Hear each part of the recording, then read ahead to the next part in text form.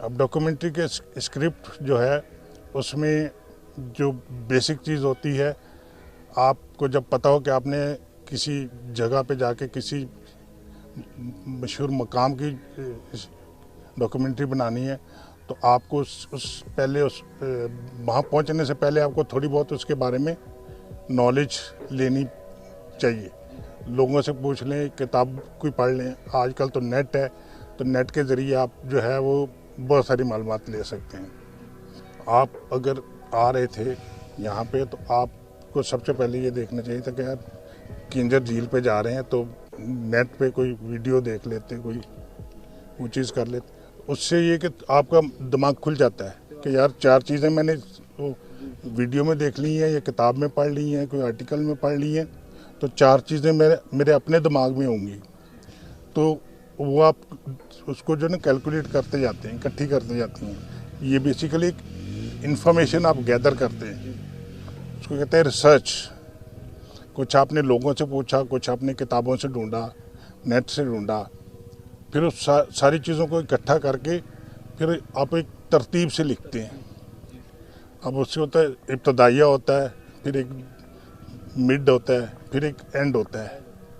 3 उसके मतलब पोर्शन होते हैं।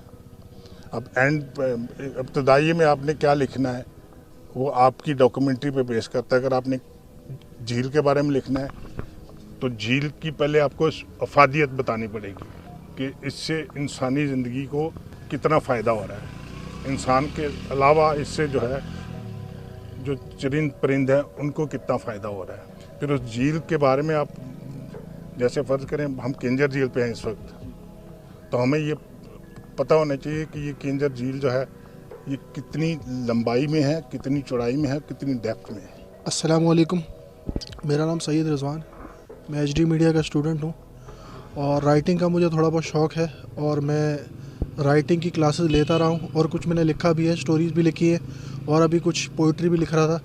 और इसके अलावा मुझे जिस तरह पता था अभी ये वर्कशॉप होने वाली है, तो 2-3 दिन से मैं इसके बारे में भी रिसर्च कर रहा था और मैंने कुछ रिसर्च करी है, उसके बारे में मैं आपको बताना चाहता हूँ। जिस तरह ये किंजर झील है, किंजर झील का नाम जो है किंजर झील को करली झील भी कहते हैं और दूसरा मलिक करली भी कहते हैं, इसके 2-3 नाम है। और दूसरा अगर लंबाई की बात करें तो ये 24 किलोमीटर इसकी जो है लंबाई है और इसकी जो विड्थ है वो 5 किलोमीटर है और इसकी जो एवरेज डेप्थ है, गहराई जो है वो 5 मीटर है स्टार्टिंग में। ये थोड़े बहुत मैंने रिसर्च किया। और इसके अलावा ये जो कल्ली झील है ये इस रीजन में ये कराची के करीब मीठे पानी का वाहिद ज़रिया है, क्योंकि कराची के करीब दरिया नहीं है, कराची में समंदर है। तो कराची में समंदर क्योंकि खारा पानी है तो मीठे पानी का वाहिद ज़रिया यहीं से जो है कराची में पानी जाता है।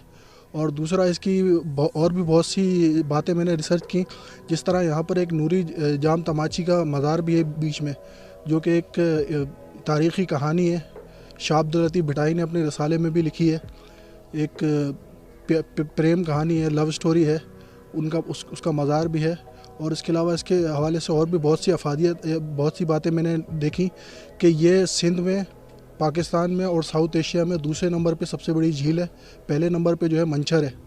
मंछर जो है उसकी थोड़ी सी जो चौड़ाई है वो ज़्यादा है, उसकी वजह से वो पहले नंबर पर है। इसकी जो चौड़ाई है वो 5 किलोमीटर है, मंछर की जो है वो तकरीबन 8-8.5 किलोमीटर है, तो इस वजह से वो पहले नंबर पर है। बहुत अच्छी बातें बताई हैं। इन्हीं बातों में मैं थोड़ा सा और ऐड करता हूँ।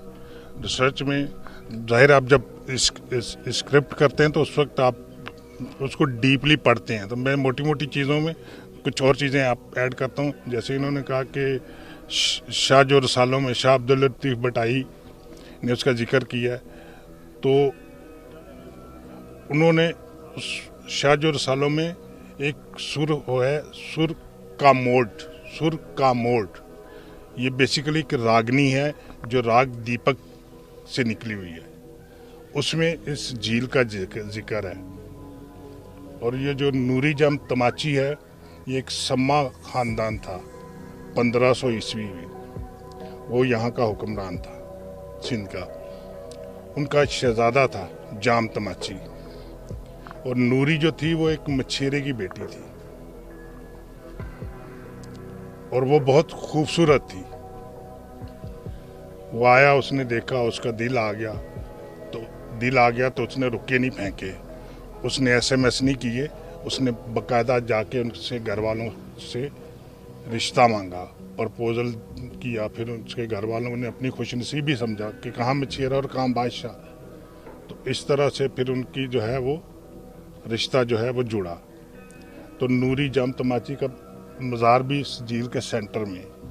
अब इसके बारे में भी कुछ लोग कहते हैं कि ये किसी बादशाह का मज़ार है, कुछ कहते हैं, लेकिन ज़्यादातर ये ही है कि ये नूरी जाम तमाची का सेंटर में मज़ार है।